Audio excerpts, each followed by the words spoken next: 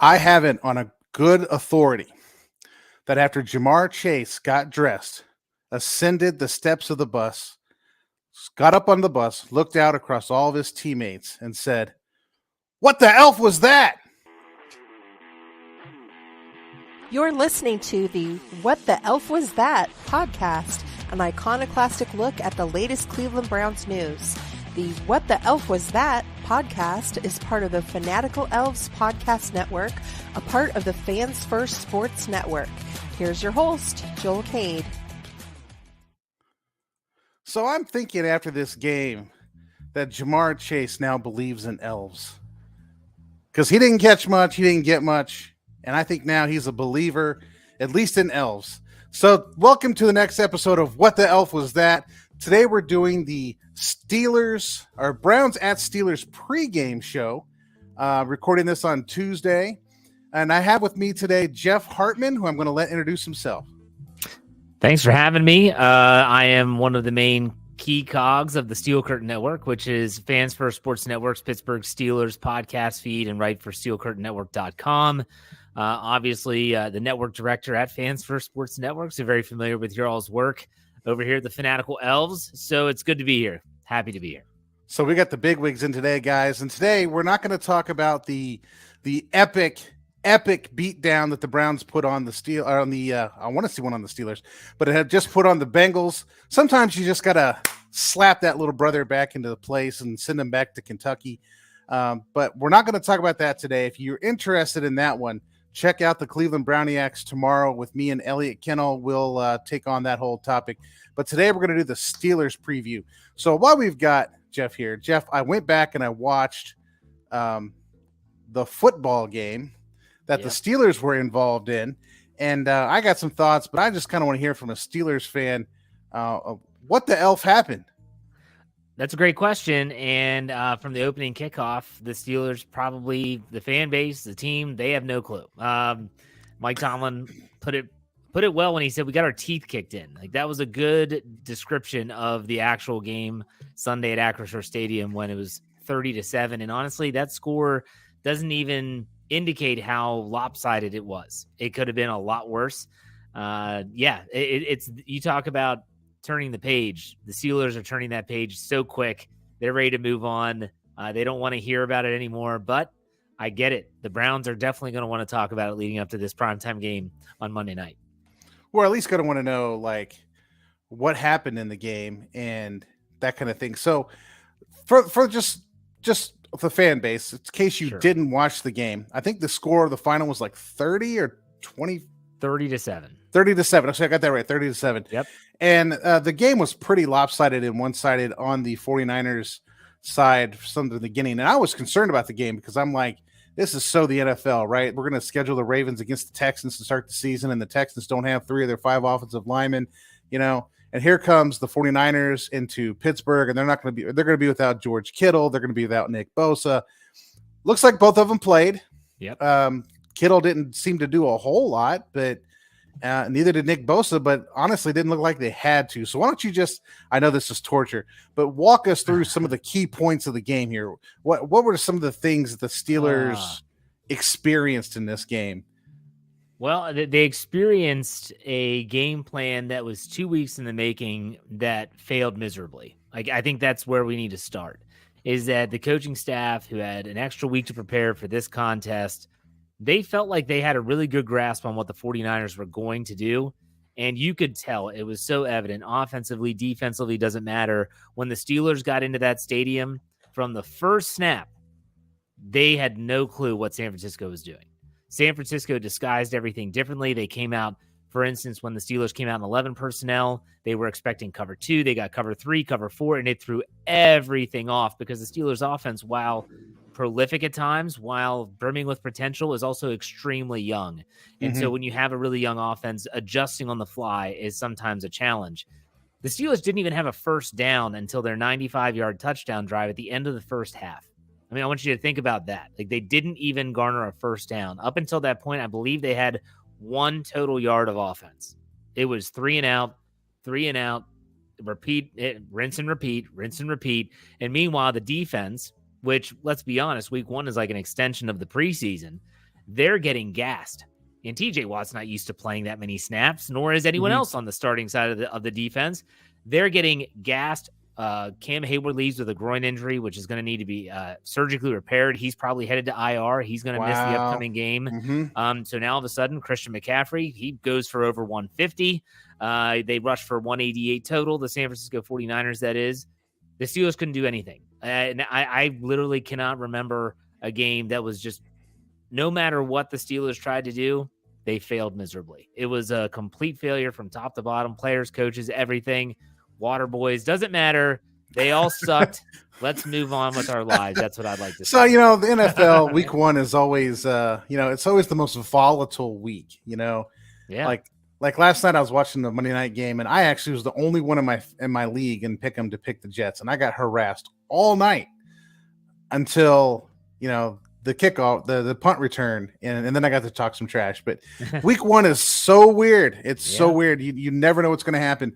And then week two comes along, and it's almost just as weird as week one, because you have all these teams that win the games that are like, oh, yeah, we're 1-0, we're good. And then they get teams like the Steelers that are like, what the hell just happened? And they're doubling down to make sure they don't start 0-2. And so you end up with like most of the league at 1-1 before this is all over with. So given that, what do you think out of this performance are long-term worries for the Steelers? And I got a couple of these, or at least one of these I can think of, but I want to hear what you got to think.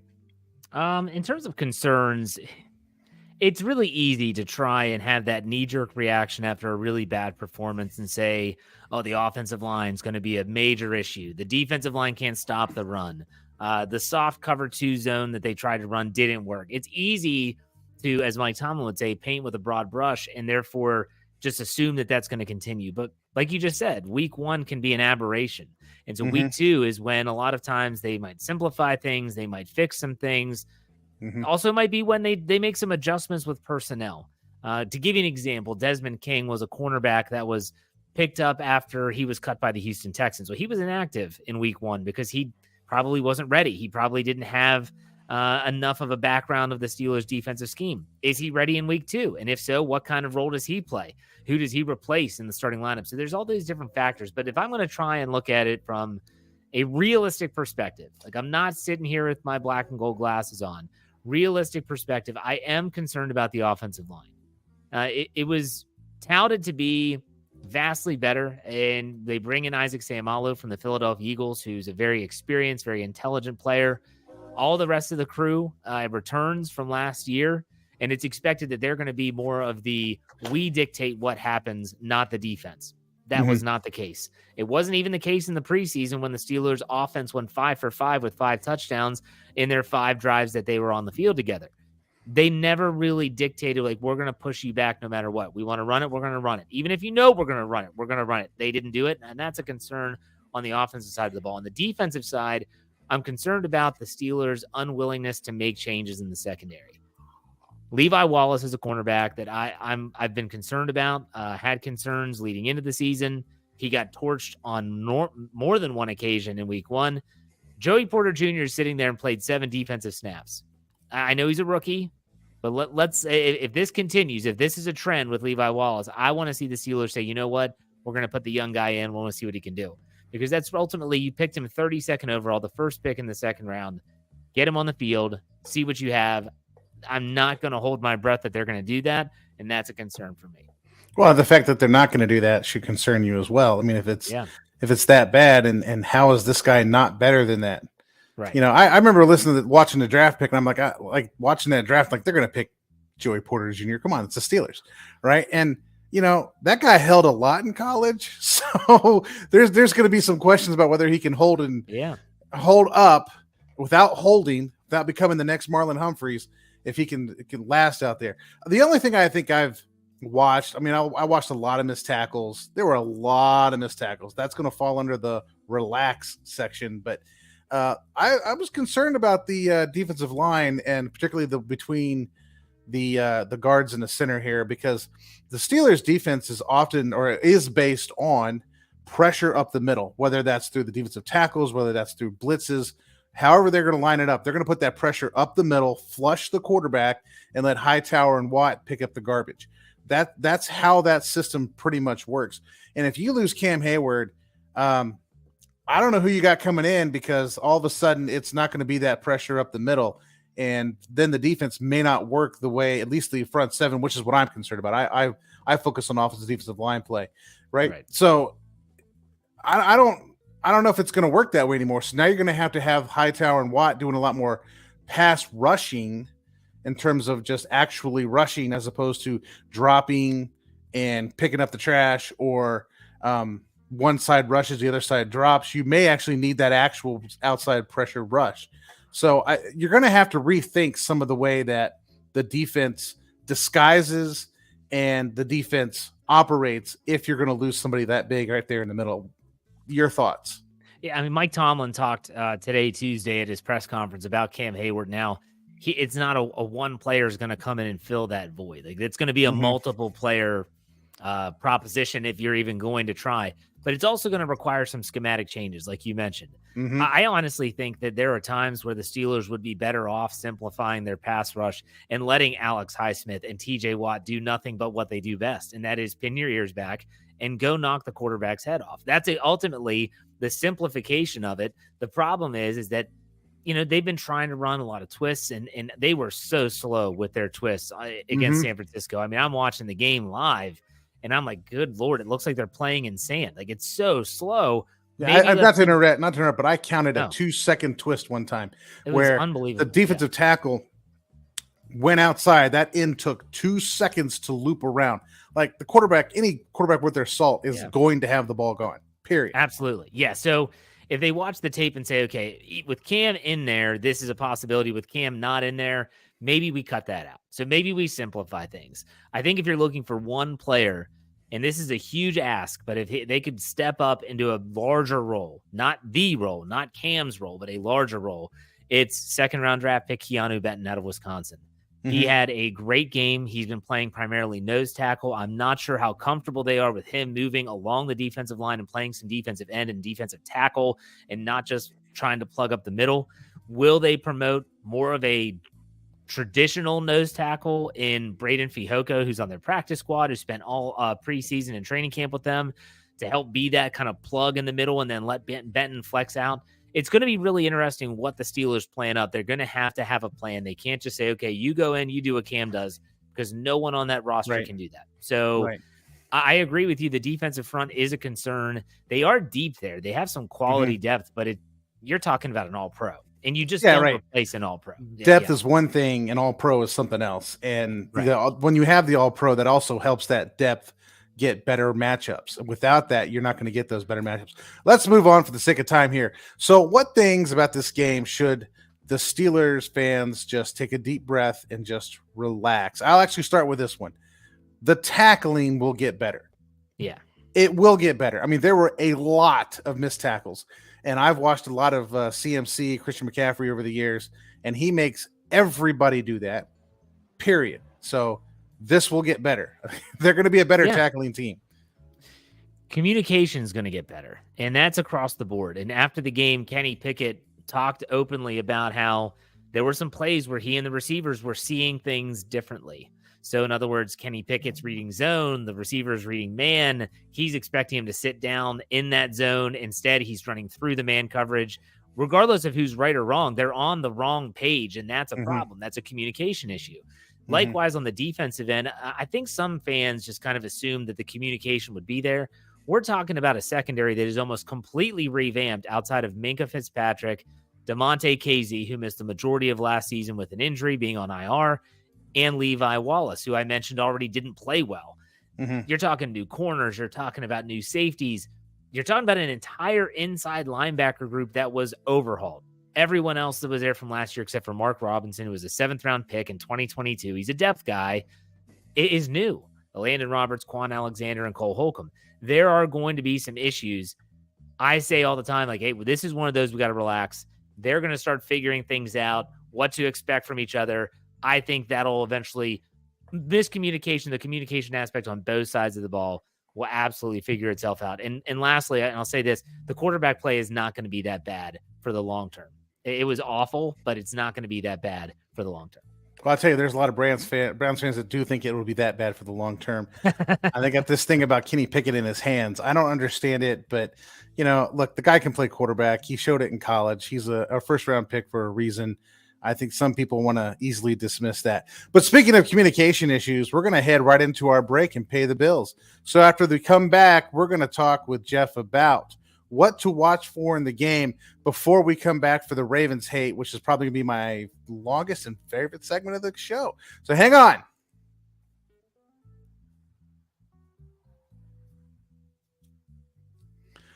All right, guys, we're back. Thanks for listening to the sponsors. Go to the sponsors. We make millions upon millions, as Jeff will tell you off these podcasts. Yeah. So check out the sponsors. I'm hoping to get paid someday, maybe. Probably not. But I'm not here to get paid. I'm here to have some fun. Keep plugging away. You'll get there. So things to watch for in this game. I want to start a little bit with some things that Browns fans, and again, for Browns fans, what should Browns fans watch for in this game? I'm going to say this. Watch the offensive and defensive line go on, particularly the Browns offensive line versus the Steelers defensive line. That is where this game's going to get won and lost. And I'm not convinced that the Browns offensive line is as good as the hype that's out there, particularly if you're going to ask Jed Wills to block TJ Watt. That's just a nightmare. If Jack Conklin probably being gone for the season, we're going to look at Big Mama Jamba out there at right tackle. Expect that to be exploited. So the offensive line versus the Steelers defensive line is going to be a good battle to watch. And then also on the flip side, I like the Browns defensive line against the Steelers offensive line. I think the Browns are all over the place. They're dynamic. They're doing the Jim Schwartz thing, right? You line up in the NASCAR situation. You got defensive ends playing defensive tackle. You got defensive tackles playing defensive end. You got defensive ends dropping and pass. Myles Garrett almost gets an interception. There's a lot out there to watch. So keep an eye on particularly the offensive line of the Browns and their offensive tackles against the Steelers defensive end, their edge players. Particularly if Cam Hayward's out, there might be a lot of Nick Chubb up the middle. So we'll see. What do you think, Jeff? What should Browns fans be watching for? Well, what are some interesting things? Well, you just named one, and that's TJ Watt against whoever you put out there at right tackle. I don't even know. But if Conklin's out, which I'm assuming with an ACL, MCL tear, he's done. I don't even know who the backup is. But you go look last week against San Francisco, where was their weak point? It's not left tackle. Okay. Trent Williams is one of the best in the league for a reason. It was right tackle. And George Kittle, you mentioned earlier, he did play, but he didn't do much. Why? He was on the right side almost the entire game. And TJ Watt still had 3 sacks. So it's a game where TJ Watt is going to wreck things. He always does. He is just so technically sound. People hate him probably in Cleveland. Right? I get it. But at the same time, unless they do run the ball, which you talked about Nick Chubb, and you don't have to get in obvious passing situations, well, that's how you negate TJ Watt. And so if the Steelers are smart, they're going to be thinking, priority number one, slow down. I'm not going to say stop because I'm not stupid, and I know that you never completely remove Nick Chubb from the game. Slow him down. Don't let him gash you.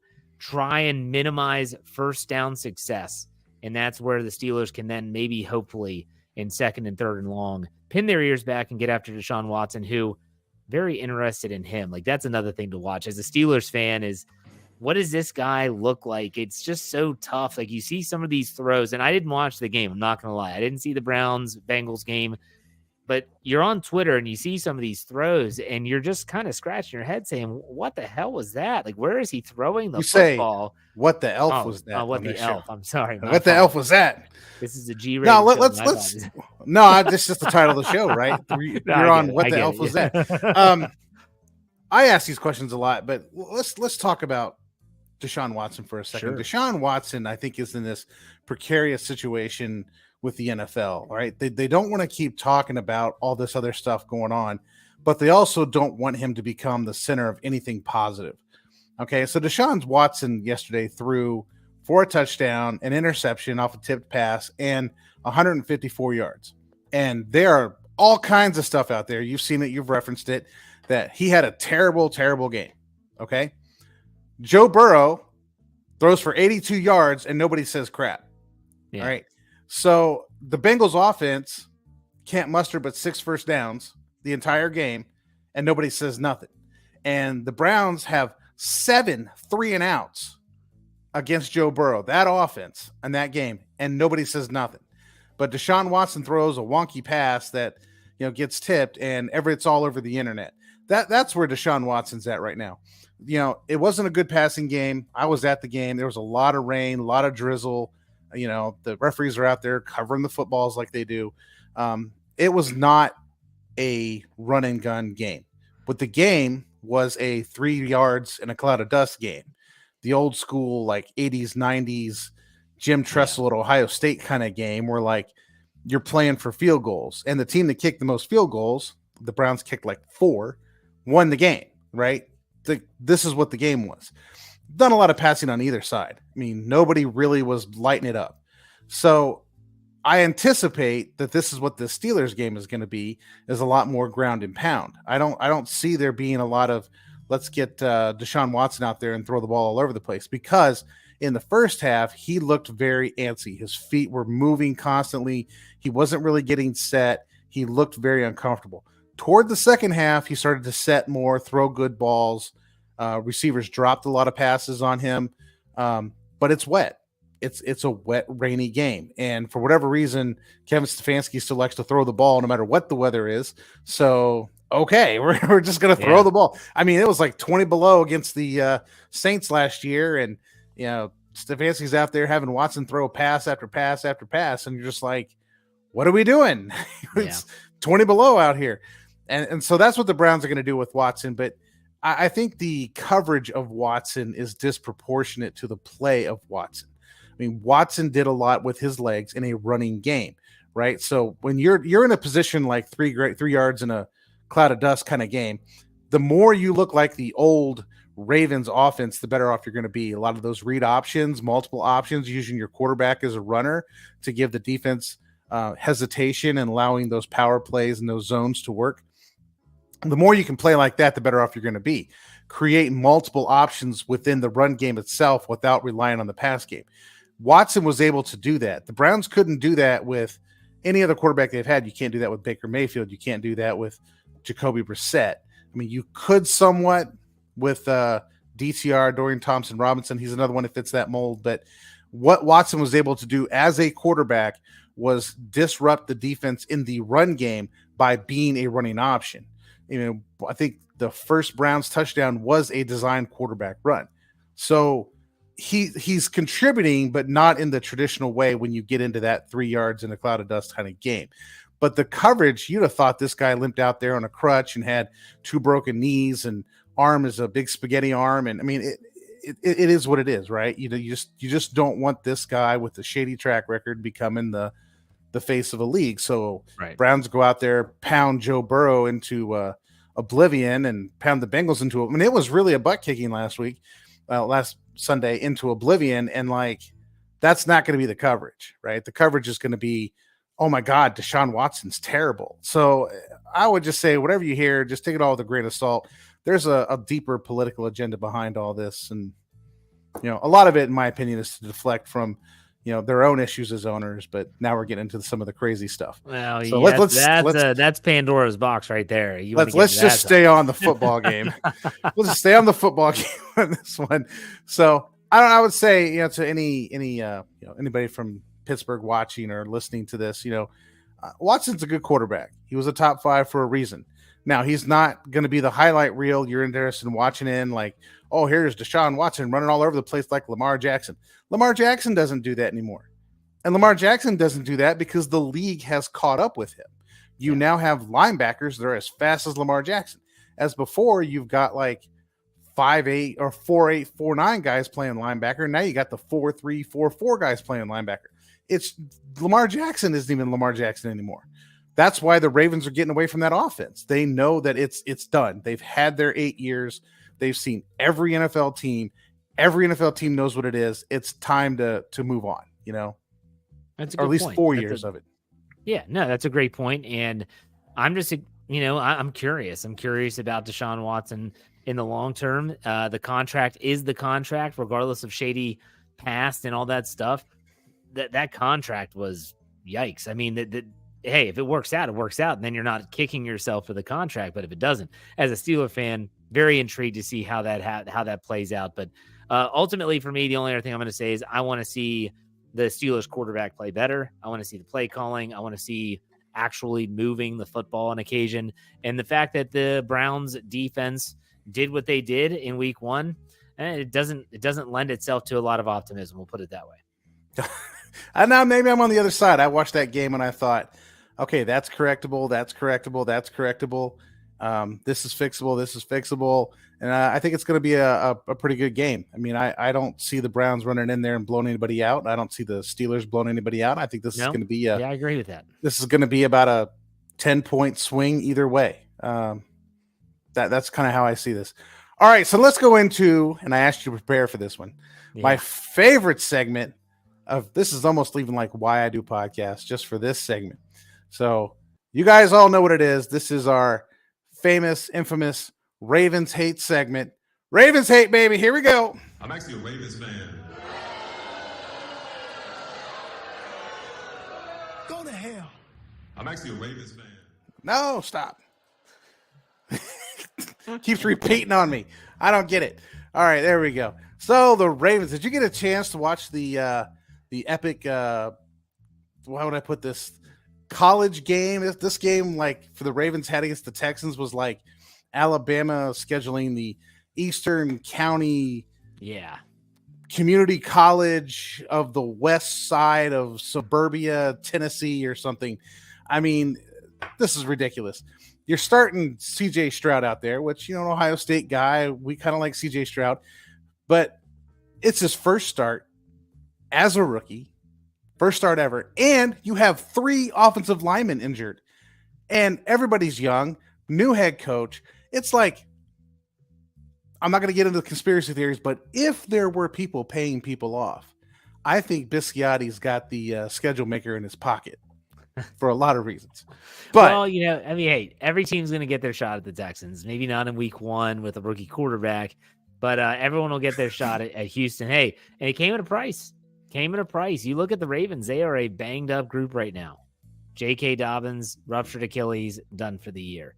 I think Ronnie Stanley is going to be out of the lineup for an extended period of time, which he always is, but still, again, he's hurt again. I saw a safety. That hurts me, man, because I'm a Notre Dame guy. Okay. Like, I went to Notre Dame, so that hurts me. You know, one, to see my Notre Dame people in Baltimore. I just can't even watch Kyle Hamilton anymore. But, you know, to see him hurt, man. Yeah. He's really hurt is because he got drafted by the Ravens. He needs to go somewhere else. That's true, too. Yeah, I mean, but Marlon Humphrey didn't play last week. Mark Andrews didn't play last week. The safety, they lost another safety for the year, I believe, with an injury. I'm not sure if it was a knee or something along those lines, but I saw someone on Twitter had just this laundry list of injuries. I'm like, wow, like, this is happening again. The Ravens, it seems like every single season, deal with these huge, debilitating injuries, and it just doesn't seem to end. So the Ravens, they win the game barely. It was ugly. There was nothing pretty about it. Lamar Jackson didn't look great. This new look offense with Zay Flowers and OBJ didn't look great. Yeah, we're going to talk about this. We're going to talk about this. So, yeah, I mean, for me, I hate the Ravens. I live in Maryland. I'm having to be around a lot of that purple and black every single day of my life. But for me, I look at it and say the Ravens won, but not impressive. I am not impressed at all. I would agree. Like, I was expecting one of these like 56-0 beatdowns. Yeah. Like the year the Dolphins were tanking and the Ravens got to play them the first game of the season and they beat them like 56-0. Yeah. And Lamar Jackson was the second coming of, I don't know, Lamar Jackson, because he's the second coming of himself. You know, I tend to read some websites out there, and there was hype in this offense. Hyping. You got 5 first-round draft picks as wide receivers. This is when they had Laquan Treadwell, OBJ, Bateman, Zay Flowers, and Nelson Aguilar. End up cutting Laquan Treadwell. I'm like, what happened to the big 5? Now you're down to the big 4, apparently.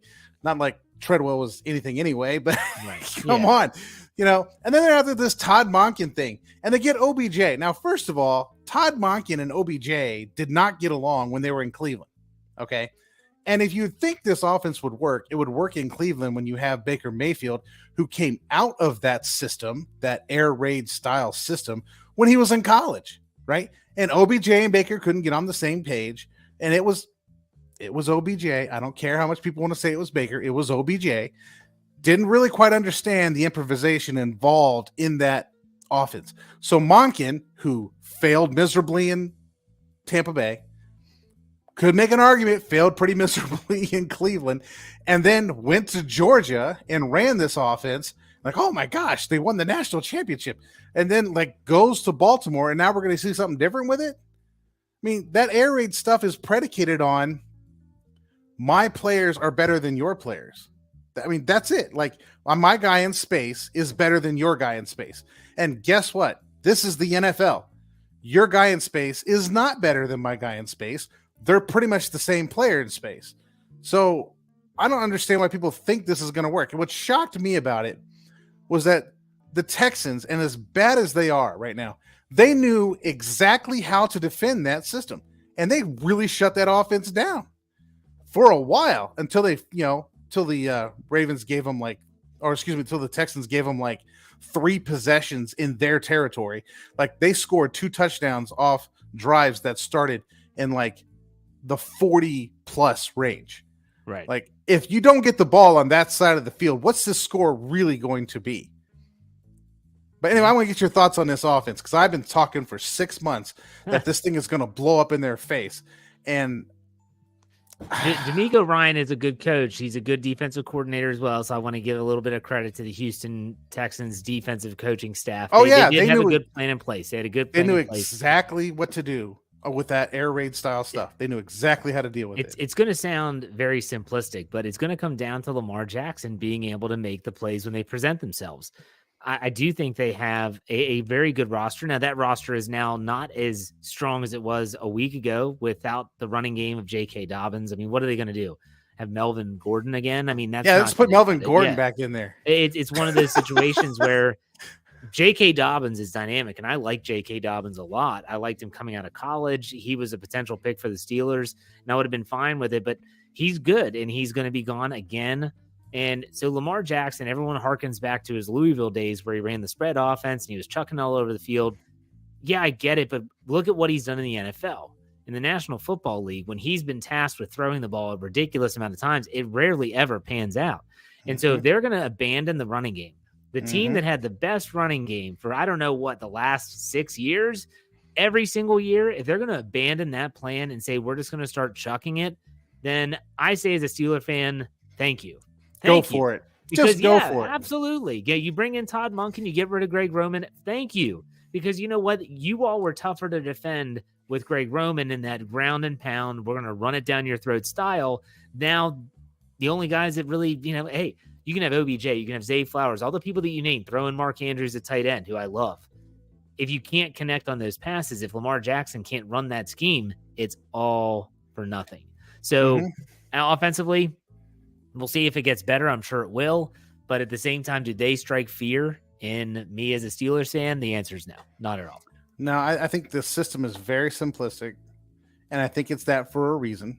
I mean, right? So Lamar Jackson comes out of Louisville. He's played that pro-style offense. Coming out, almost every team wanted him to be a wide receiver. I don't know if you remember that about that draft. Yeah, absolutely. Almost every team, like they watched him run a pro-style offense and said, you're a wide receiver. And the Ravens brought him and said, we have a plan for this guy. We're going to run this offense, this Greg Roman stuff, and we're going to do a lot of read options. We're going to ground and pound. We're going to use the quarterback as a running option to free up that 11th man and give us some number advantage at the line of scrimmage. Now you're saying, well, now we don't want to go to a pro-style offense, so we're going to go to this, great Leach. Brian Leach? What's his name? Leach. He just died recently. Created the air raid. Mike Leach created the air raid offense, right? Mike Leach. We're going to run this Mike Leach air raid, run everybody long and then stem off of it, or run to read the corners and all this kind of stuff to make it really, really, really, really, really simple on the quarterback, which seems to be the theme of all of the Ravens offenses. Let's make this as easy as we can on Lamar Jackson. And I mean, the NFL's seen this. They've tried to run this in Arizona and it didn't work. People have played Cliff Kingsbury.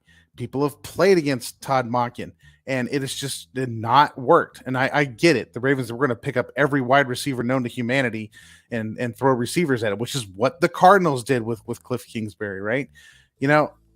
in the end, the NFL is not going to be let's just read corners and chuck the ball down the field kind of situation, or excuse me, read wide receivers and chuck the ball down the field. There's a lot of picks out there. Monken's offenses are notorious for interceptions. I don't know. I don't know what they're doing. I mean, this is a team that every year would like draft a defensive player, and you knew that when you walked in there, you had to beat their defense, and they might throw Trent Dilfer or somebody out there, which Mel Kiper's big on. I'm going to throw some Trent Dilfer out there and win a Super Bowl off our defense. But yeah, some college schemes, not entire offensives and entire, let's bring this entire philosophy to the NFL. Some concepts can work. I mean, look at Andy Reid in Kansas City. They do a lot of college concepts. Yep. But they also are smart enough to recognize that you could never run an entire offense that is built like that. So anyone that brings that, hey, look at Brian Kelly is like the prime example. I'm going to go to Philadelphia. I'm going to. Oh man, now we're talking about Notre Dame guy, man. He and his family went to LSU. Yeah, so I mean, it's all these. You have who was the coach that went to Philly from Oregon that was in all that hot water, and he took Jim Kelly. Jim Kelly. There you go. I got the Kellys wrong, but he goes and we're gonna absolutely revitalize this Philadelphia offense. We're gonna have the no huddle offense. We're gonna have the cards on the sideline. We're gonna move quick. And what happened? All it was you had a faster 3 and outs, and then the defense Chip was Kelly. Chip Kelly. Thank you very much. Jim Kelly's the quarterback for Buffalo. Yeah, it's Chip. Yes, I remember Jim. Okay, there we go. Now we got it right. Chip Kelly from Oregon, he tries to do all this stuff, and it was a colossal failure. And it ended up he lost his job. He never really got back into football, and I don't even know what he's doing now. But still, he coaches UCLA right now. Oh, there you go. I don't know if he's still running the same concepts, but yes, he is. It doesn't work in the NFL. That's what I'm trying to say. I agree. College schemes just don't work. So I know it's a long Ravens hate segment, but I could go on a while. I'm good, man. I can keep going. I just, like Elliot and I get on to the Cleveland Browniacs podcast, and we just sit there and ask these questions like, what are they doing out there? Like all kinds of questions you ask. Like, they just completely forgot who they are. Like they came from Cleveland. Belichick put this system in place. Right, they moved to Baltimore. They become the Ravens. Art Modell fires the second or first, depends on where you rate Paul Brown or Bill Belichick, because Modell fired both of them. Fired the second best head coach in the NFL, and Ozzie Newsome, who was trained in that system, just kind of kept the machine rolling. Right, just kind of said, "Look, this is how we're going to evaluate players. This is how we're going to do this, or we're going to do that." Then Eric DeCosta comes along, and they just keep drafting receiver after receiver after receiver. And they're like, why don't these receivers work? I'm like, well, you got to throw them the ball first of all, and those receivers don't want to run over the middle and get hit like tight ends will. Tight ends will go out and do that for you. Like Zay Flowers ain't going to do that for you. It'd be stupid for him to do that for you. Right. Throw your tight end out there. Let him take the hit. You want You want your big guy getting the hits from the little people. You don't want your little people getting hit by the big guys. I mean, I don't know. The AFC North is going to be hot and heavy in week 2 because obviously Cleveland, Pittsburgh, but then also Cincinnati, Baltimore on Sunday. It's going to be a good week. Is that who the Bengals got? Yep. I'm going to watch that one. I'll actually be. We're all going to watch that one because there's no other game on. I'll actually be rooting for the Bengals on that one because 1, the Browns already have a tiebreaker on them, and 2, like, I just hate Baltimore that much, man. I hate that town. I've been there way too many times in my life, and I just it's a dump. I ever tell you what happened? I went to the Ravens. I went to a Ravens game there. There's so many stories out of this game, but here's like one of them that really kind of got me going. So I'm at around Fort Meade, driving up what I would consider the back way because normally I go to kung fu tournaments there and come south to the stadium. Now I'm going north to the stadium. Okay. And I'm driving along, and it's like this 6-lane inner city road, just littered with homeless people walking across the street. And like, they are mad at you if you like honk a horn or like just suggest that like they shouldn't be in the middle of the road, like in the middle of an intersection. Like it's just insane. It's like the zombies Walking Dead out there. Like, and then you got to walk in the stadium through Pot Alley. I mean, like, it's this sad, like. And what I mean by that is they have, like, the Browns have this thing around their stadium. I'm sure the Pittsburgh has it as well, like the big party outside before you go For in. sure. Yeah. Like, it's this big long corridor up to the stadium, and like the marijuana smell just starts before you can see it, and then you just walk through, and it's like this haze you're walking through. It's insane. And then they're all like, "Hey, what's a brown anyway?" I'm like, "What do you mean you don't know what a brown is?" First of all, you take the St. Louis Browns and you turn them into the Baltimore Orioles, and then you take the Cleveland Browns and turn them into the Baltimore Ravens. If you don't know what a brown is, it's because of your stupid city. Don't let team with the name Browns go near that city. They'll take them and change them into something else. I've always said that's one of the few places I refuse to go to a game. And honestly, I've heard from Steelers Ravens, which that hits a little different here in Maryland. Steelers Ravens does. I've heard horror stories about Steeler fans that have gone there, some despicable stuff. And so that's why I told my kids, like, look, if I'm ever taking you to the game, we're going to the 412 area code. We'll watch it amongst Steeler fans. But no, and that's a shame too. It really is a shame because, I only live an hour out of Baltimore. So nonetheless, you won't catch me at M&T Bank anytime soon. I'll tell you this. The only other time I only went one time, but I went to the bathroom by myself, which was a mistake. Go into the bathroom, and I'm going to the bathroom. I'm surrounded by Ravens fans, and they all just start yelling at me. Yeah. Why is this Browns fan in the bathroom and blah, blah, just Browns this, Browns that. And I just it's like, look, I get it. I get it, y'all. You used to be us. You're upset. You got some kind of inferiority complex. I get it. I get you're upset. And I swear I was going to get attacked. I mid-peeing just pulled up my pants and just ran out. Dang. I mean, I've been all over the NFL stadiums. I never once felt like, hey, I think I might actually be in physical danger. And that's the only place where I felt like it.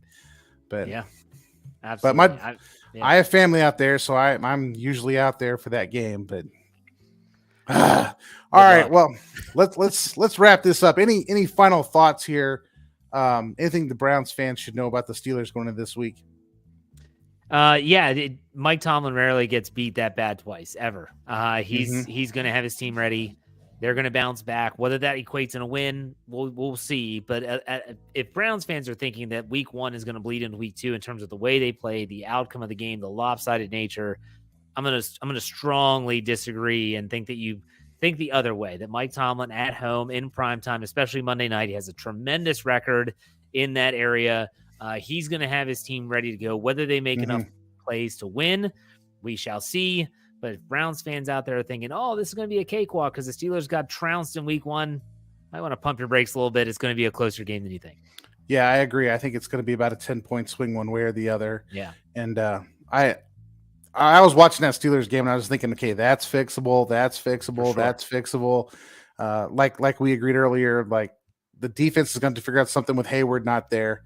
Are we going to try blitz more? Are we going to try the same thing? We're going to rethink the way we employ our defense. I mean, there's some changes to be made there, but I think in the end, the Steelers are going to be ready to go, and it's going to be a good game.